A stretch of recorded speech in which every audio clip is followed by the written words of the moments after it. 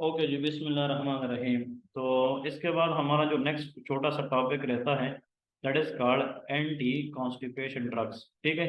अब ये वो ड्रग है जिससे हमारी कॉन्स्टिपेशन जो है वो हम रिलीव करते हैं। For example, a patient having constipation, मतलब the patient can pass a very very hard stool, तो उसके लिए जो ड्रग देते हैं that is called anti constipation drugs. इसमें एक फैमिली है, that is bulk forming laxatives.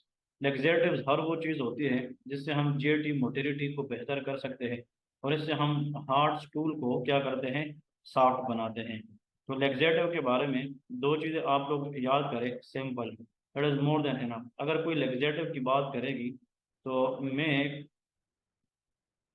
The stool the stool या फीकल मैटर सॉफ्ट, जो हार्ड स्टूल है उसको सॉफ्ट बनाना।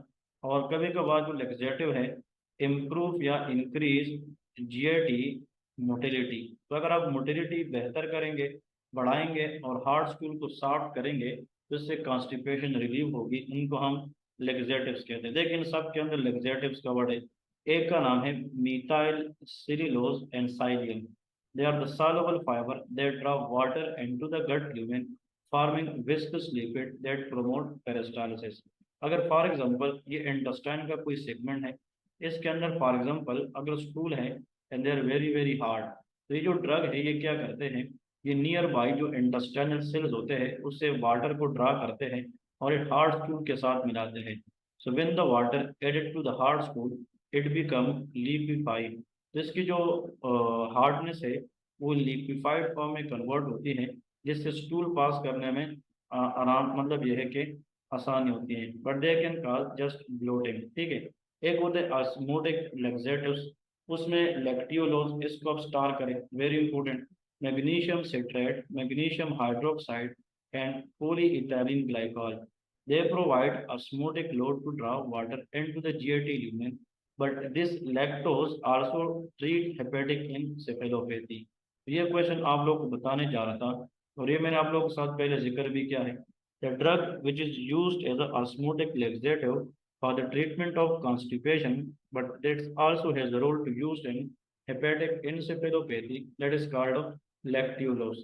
और आप लोगों को पता है कि अगर लीवर प्रॉब्लम की वजह से, मतलब ब्रेन डैमेज हो जाए, that is hepatic encephalopathy, gut microbiota degrade lactulose into metabolites like lactic acid and acetic acid that promote nitrogen excretion is ammonium by trapping it in the colon।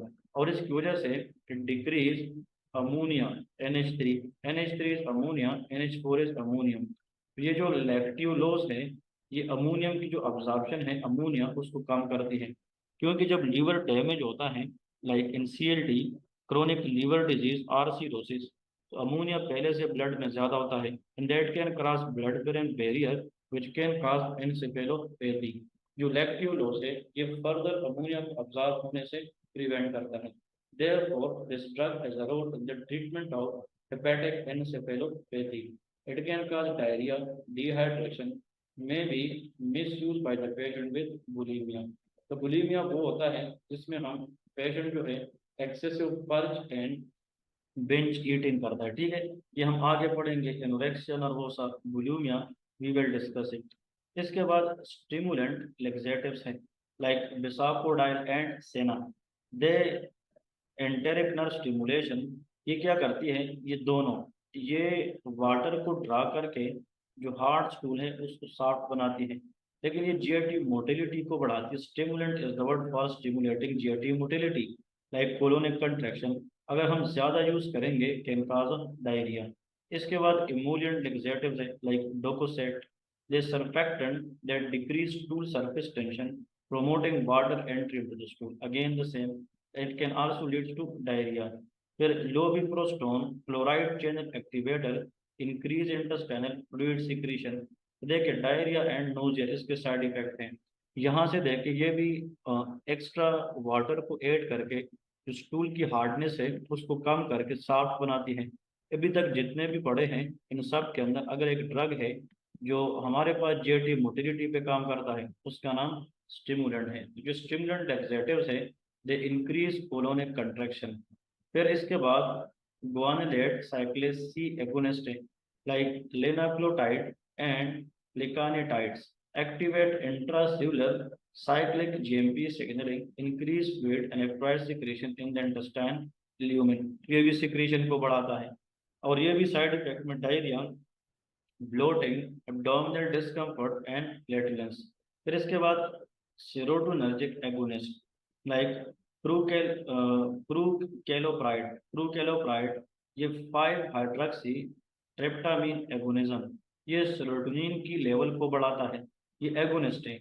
उधर जो हमने पढ़ा ऑन्डेंसिट्रोन, वो 5-HT3 एंटागोनिस्ट था। और ये जो प्रूकेलोप्राइड है, ये 5-HT4 एगोनिस्ट है, जिससे इंटेरिक नर्व की स्टिमुलेशन होती है, पेरिस्टालसिस बढ़ाती है और इंटेस्टाइनल सिक्रीशन बढ़ाती है। लेकिन अगर इसको हम ज़्यादा यूज़ करेंगे, on the drug use for the treatment of constipation, हम चाहते हैं कि जो हार्ड स्टूल है वो सॉफ्ट हो जाए, तो जो ड्रग हम कॉन्स्टिपेशन को रिलीव करने के लिए यूज़ करते हैं, अगर इनकी डोजेस को हम ज़्यादा यूज़ करें, इनडायरेक्टली विल कॉज डायरिया। ये ड्रग भी diarrhoea, abdominal pain, nausea and headache. फिर इसके बाद NH3 इनहिबिटर। अब इसका मतलब ये है कि जो NH3 इनहिबिटर है, इसमें हमारे पास जो ड्रग आता है टीनापेनोल, इसका नाम क्या है? टीनापेनोल। जो टीनापेनोल है, वेरी वेरी इंपॉर्टेंट वन, इसके बारे में हम डिस्कस करेंगे कि टीनापेनोल जनाब इसका मतलब क्या है, या टीनापेनोल जो है इस ड्रग का मतलब क्या है। लेकिन सबसे पहले तो आप लोग याद रखें इसका मतलब क्या है। That is sodium hydrogen exchanger type 3। यहाँ पे लिखे it inhibit sodium hydrogen exchanger type 3 to decrease sodium absorption and increase H2 secretion in the lumen। Actually ये जो टीनापेनोल है, ये क्लिनिकली इतना यूज नहीं होता, वरना आप लोगों ने इसका ड्रग का नाम सुना होगा। देखिए, फर्स्ट एड 2023 इसलिए इम्पोर्टेंट है कि ये आप लोग 2018-19 वाले फर्स्ट एड में देखे, इस तरह के पॉइंट वहाँ पे ज़्यादा मिसिंग है, इसलिए ये अपडेटेड है, इससे आप लोग को ज़्यादा फायदा होगा। तो ये जो ड्रग है, ये सोडियम हाइड्रोजन एक्सचेंजर पे काम करता है। आप लोग NHE3 से नाम याद रख सकते हैं, सोडियम, लाइक Na का मतलब होता है सोडियम, H फॉर हाइड्रोजन और E फॉर एक्सचेंजर, इसको हम ब्लॉक करते हैं। जैसे सोडियम अब्जॉर्प्शन कम होगी तो हाइड्रो वाटर की सिक्रीशन ल्यूमेन में बढ़ेगी, and it will make the hard stool to soft. ये भी diarrhoea, abdominal pain and nausea करा सकता है। लेकिन इन सब में एट द एंड अगर किसी ने मुझसे ये पूछना है कि sir what are the most important drug जो FCPS पार्ट 1 में आ सकती है या अदर एग्जाम्स में आ सकती है, तो please you people must know some drug like the most important one, आप लोग को यहाँ से पता होना चाहिए, that is called osmotic laxative. The most important is lactulose, stimulant laxative, ये वेसाकोडाइल याद रखें। और the most important which is very very important, that is called Docosate। Docosate, D for decrease surface tension of the stool, can increase water promotion into the stool to make it soft। So this what all about the end of GIT। वो आप लोगों ने अभी तक जो 3 system पढ़े हैं, like CVS, endocrine, GIT, आप लोगों ने इससे इंशाल्लाह बहुत कुछ सीखा भी होगा। और इंशाल्लाह आने वाले टाइम में हम और भी इंटरेस्टिंग इंशाल्लाह चीज़ें सीखेंगे। Best of luck and for the coming lecture, just remember me in your prayers. और आप लोगों से रिक्वेस्ट मेरी ये है, बार बार ये बता रहा हूँ कि जितने